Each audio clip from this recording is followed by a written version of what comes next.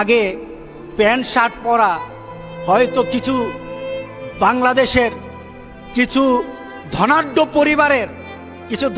পরিবারের ললনাদেরকে দেখা যেত, ললনা এদেরকে দেখা যেত, এরা প্যান্ট শার্ট পরে তাদের বাড়ি থেকে বের হয়, গাড়ি নিয়ে বের হয়।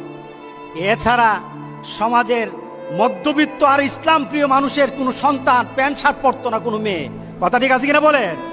এখন তো অবস্থা এরকম হয়ে গেছে, আমাদের মেয়েরা, গ্রামের মেয়েরা পর্যন্ত প্যান্ট শার্ট পরে এখন বাজারে আসে।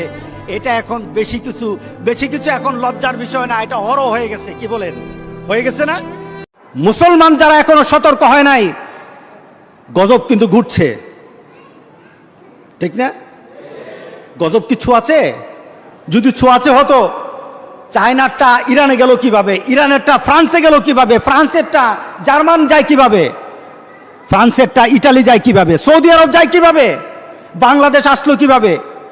ছোঁয়াচে বলে এটা থেকে পার পাওয়া যাবে না। আল্লাহর গজব যদি কাউকে টার্গেট করে, গোটা পৃথিবী কাউকে বাঁচাতে পারবে না।